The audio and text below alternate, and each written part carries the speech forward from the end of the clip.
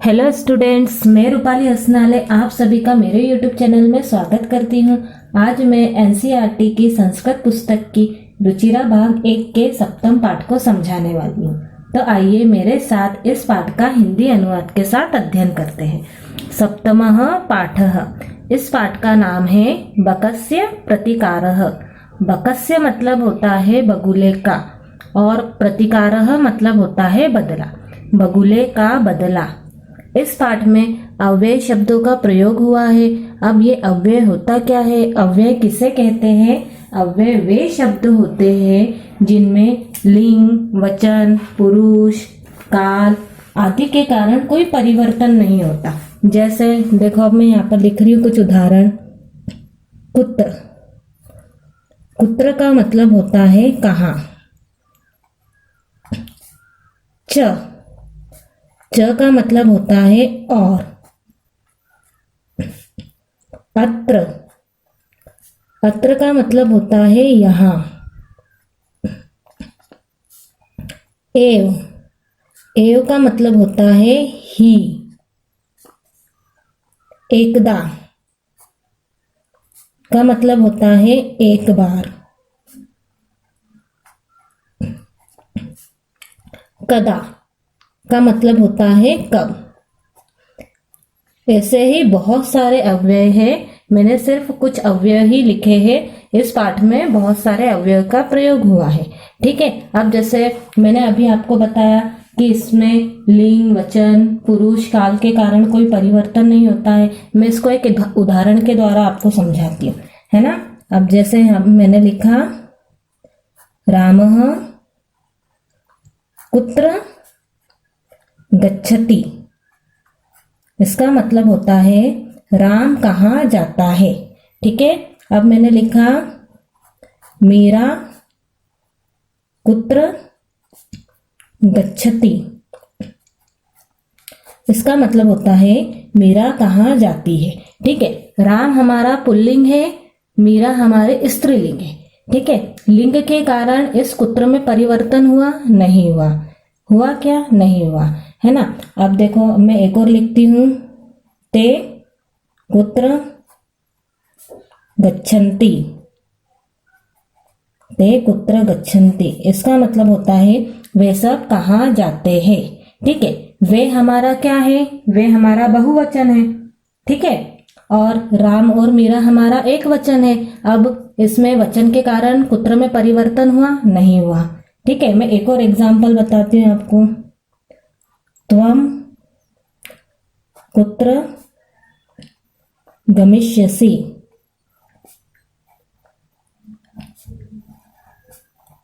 तुम हमारा क्या है? मध्यम पुरुष है। ठीक है। राम, मीरा और ते हमारा प्रथम पुरुष है। तो पुरुष के कारण परिवर्तन हुआ, कुत्र में नहीं हुआ। ठीक है। कुत्र हमारा अव्यय है। ठीक है। कुत्र में परिवर्तन नहीं हुआ। अब गच्छति हमारा लट लकार है, यानी वर्तमान काल है, और गमिष्यसि हमारा ऋट लकार है और भविष्य काल है, यानी कि कुत्र में कुछ परिवर्तन हुआ नहीं हुआ। हुआ क्या? नहीं हुआ। यानी कि एक वचन में भी अव्यय नहीं बदलता है, लिंग में अव्यय नहीं बदलता है, पुरुष में भी नहीं बदलता है और काल में भी नहीं बदलता है। ठीक है। राम, मीरा, ते हमारा प्रथम पुरुष है और त्वम हमारा मध्यम पुरुष है। ठीक है। गच्छति हमारा क्या है? लट लकार है और गमिष्यसि हमारा ऋट लकार है, मतलब भविष्य काल है। तभी भी कुत्र में कोई परिवर्तन नहीं हुआ। आया आपको समझ में कि अव्यय क्या होता है? अव्यय वे शब्द होते हैं जिनमें लिंग, वचन, पुरुष, काल इत्यादि के कारण कोई परिवर्तन नहीं होता है। ठीक है। आया समझ में अव्यय। अब हम अपने शब्दार्थ पर आ जाते हैं। पहले शब्दार्थ पढ़ते हैं, उसके बाद पाठ का अनुवाद करते हैं। श्रृगालः मतलब सियार। बकः मतलब बगुला। आसीत मतलब था या थी। एकदा मतलब एक बार। अवदत मतलब बोला। स्वः मतलब कल, आने वाला। कुरु मतलब करो। स्थाल्याम मतलब थाली में। अयच्छत मतलब दिया। संकीर्ण मुखे मतलब संकुचित मुख वाले। तंग मुख वाले में सहेब सात ही, चंचुः चोच, स्थालितः थाली से, अपश्यत देखता था या देखती थी, अभक्षयत मतलब खाया या खाई, चिंतयित्वा मतलब सोचकर, प्रतिकारम मतलब बदला, सद्व्यवहर्तव्यम मतलब अच्छा व्यवहार करना चाहिए, सुखेक्षिणा मतलब सुख चाहने वाले के द्वारा। आया समझ में? अब अपने पाठ पर आते हैं।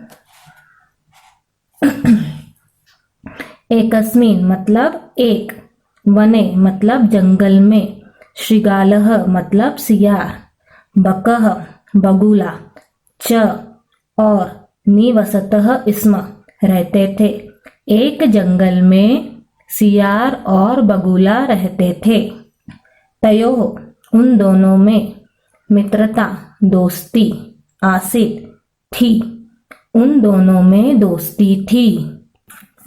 एक बार प्रातः सुबह श्रृगालः सियार ने बकम बगुले को अवदत बोला।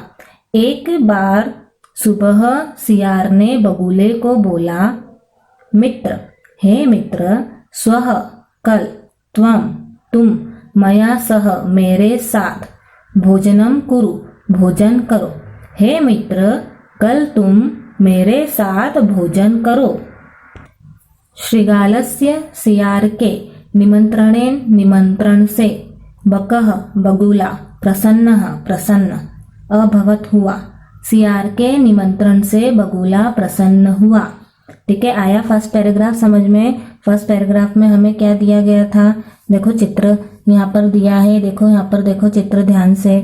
एक सियार दिख रहा है आपको और एक बगुला दिख रहा है, और यहाँ पर एक जंगल दिख रहा है ना। एक जंगल था, उसमें एक सियार और एक बगुला रहते थे। उन दोनों में बहुत गहरी दोस्ती थी। ठीक है, तो सियार क्या करता है, बगुले को बोलता है कि कल तुम मेरे घर पर आना भोजन करने।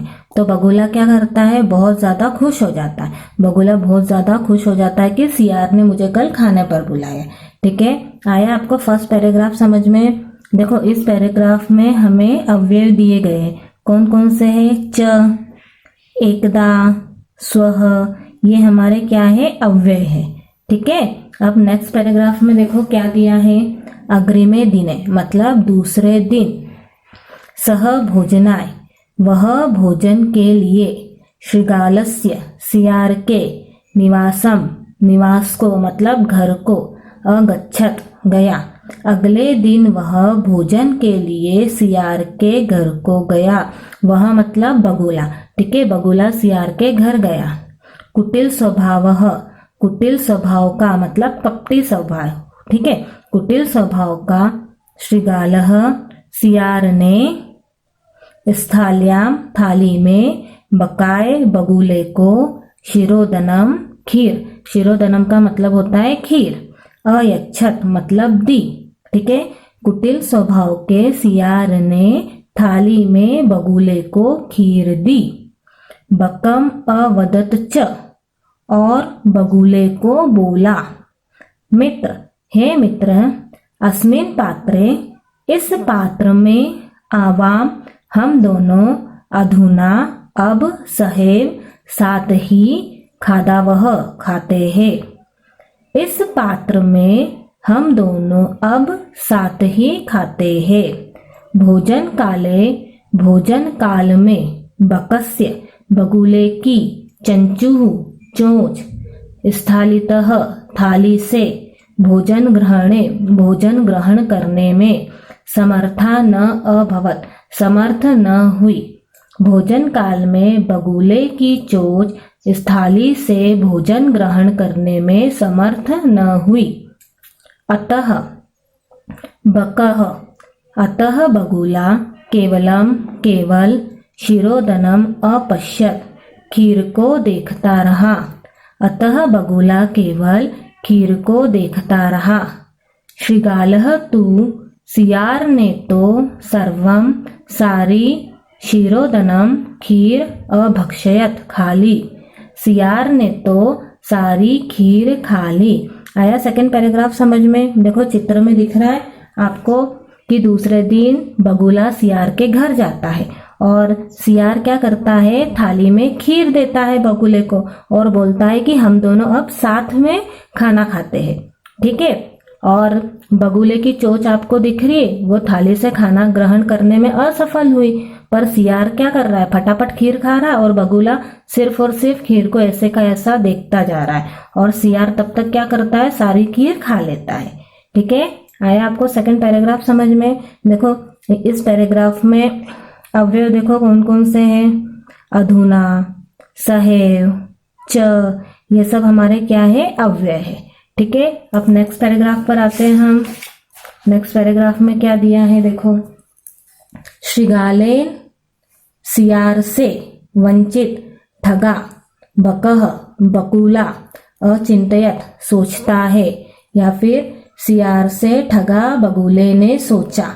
ठीक है, यथा जैसा, अनेन उसने, मया सह मेरे साथ, व्यवहार कृत किया, तथा वैसा, अहम मैं, अपि भी, तेन सह उसके साथ, व्यवहरिष्यामि व्यवहार करूंगा। जैसा उसने मेरे साथ व्यवहार किया वैसा मैं भी उसके साथ व्यवहार करूंगा। एवं चिंतयित्वा, ऐसा सोचकर, सह श्रृगालम अवदत्, उसने सियार को बोला। ऐसा सोचकर उसने सियार को बोला। किसने बोला? बगुले ने। ठीक है, मित्र त्वम अपि, मित्र तुम भी, स्वः कल, सायं शाम को, मया सह मेरे साथ, भोजनम करिष्यसि भोजन करोगे। तुम भी कल शाम को मेरे साथ भोजन करोगे। बकस्य निमंत्रणेन, बगुले के निमंत्रण से, श्रृगालः सियार, प्रसन्नः अभवत्, प्रसन्न हुआ। बगुले के निमंत्रण से सियार प्रसन्न हुआ। यदा जब, श्रृगालः सियार ने, सायं शाम को, बकस्य बगुले के, निवासम घर को, भोजनाय भोजन के लिए, अगच्छत गया। जब सियार शाम को बगुले के घर भोजन के लिए गया, तदा तब, बकह बगुले ने, संकीर्ण मुखे कलशे, मतलब कि संकुचित मुख वाले कलश में, ये आपको दिख रहा है कलश, इसका मुंह छोटा है ना तो इसलिए बोला है संकुचित मुख वाला कलश। संकुचित मुख वाले कलश में शिरोधनम अयच्छत, खीर दी। तब बगुले ने संकुचित मुख वाले कलश में खीर दी। श्रृगालम च अवदत्, और सियार को बोला, मित्र आवाम अस्मिन् पात्रे, हम दोनों इस पात्र में, सहैव साथ ही, भोजनम कुर्वः भोजन करते हैं। हम दोनों इस पात्र में साथ ही भोजन करते हैं। बकह बगुले ने, कलशात कलश से, चंचवा चोच के द्वारा, शिरोदनम खीर, अखादत खाई। बगुले ने कलश से चोच के द्वारा खीर खाई। परंतु श्रृगालस्य मुखम, सियार का मुख, कलशे न प्राविशत, कलश में प्रवेश नहीं कर पाया। परंतु सियार का मुख कलश में प्रवेश नहीं कर पाया। अतः बगुले ने, सर्वम सारी, शिरोदनम अखादत, सारी खीर खा ली। अतः बगुले ने सारी खीर खा ली। श्रृगालः च केवलम, और सियार केवल, ईर्ष्या अपश्यत, ईर्ष्या से देखता रहा। और सियार केवल ईर्ष्या से देखता रहा। आया समझ में? देखो बगुले ने सियार को अपने घर पर खाने पर बुलाया। ठीक है, बगुले को बहुत ज्यादा गुस्सा आता है। बगुला क्या बोलता है कि जैसे सियार ने मेरे साथ व्यवहार किया है, मैं भी उसके साथ वैसा व्यवहार करूंगा। और ऐसा सोचकर वो सियार को बोलता है कि मित्र, कल शाम को तुम भी मेरे साथ मेरे घर पर भोजन पे आना। ठीक है, तो सियार बहुत ज्यादा खुश हो जाता है और बगुले के घर जाता है खाना खाने। तो क्या मिलता है उसको खाने पे? खीर मिलती है। और किसमें मिलती है? संकुचित मुख वाला कलश। ये देखो आपको दिख रहा है संकुचित मुख वाला कलश। अब जो सियार है उसका मुंह बड़ा रहता है, वो इस कलश के अंदर मुंह नहीं डाल सकता। और बगुला की चोंच से वो क्या करता है? सारी खीर खा लेता है। और जो सियार ना गुस्से से वैसा का उसको देखने लग जाता है। ठीक है, ईर्ष्या से क्या करता है? उसको देखता है। ठीक है, आया समझ में? देखो इस पाठ यहाँ पर भी हमें अव्यय दिए हैं। यथा हमारा अव्यय है, तथा अव्यय है, अपि ये भी अव्यय है, सह अव्यय है, स्वः अव्यय है ना। यदा हमारा अव्यय है, तदा अव्यय है ना। सहेव ये भी अव्यय है। ठीक है, फिर अब देखो, श्रृगालः बकं प्रति, सियार ने बगुले के साथ यादृशम जैसा व्यवहार अकरोत किया। सियार ने बगुले के साथ जैसा व्यवहार किया। बकः अपि बगुले ने भी श्रृगालम प्रति सियार के साथ तादृशम वैसा व्यवहार कृत्वा करके प्रतिकारम बदला अकरोत लिया। सियार ने बगुले के साथ जैसा व्यवहार किया, बगुले ने भी सियार के साथ वैसा व्यवहार करके बदला लिया। आप देखो यहाँ पर यादृशम और तादृशम ये दोनों हमारे अव्यय है। उक्तमपि मतलब कहा भी गया है। आत्म दुर्व्यवहारस्य फलम भवति दुखदम, इसका मतलब होता है अपने द्वारा किए गए दुर्व्यवहार का फल दुख देने वाला होता है। आत्म दुर्व्यवहारस्य का मतलब होता है अपने द्वारा किए गए दुर्व्यवहार का, फलम मतलब परिणाम, दुखदम मतलब दुख देने वाला, भवति मतलब होता है। तस्मात् सद्व्यवहर्तव्यम मानवेन सुखेक्षिणा, अतः सुख चाहने वाले मनुष्य को दूसरों के साथ अच्छा व्यवहार करना चाहिए। ठीक है, आया समझ में आपको? एक और बार समझना।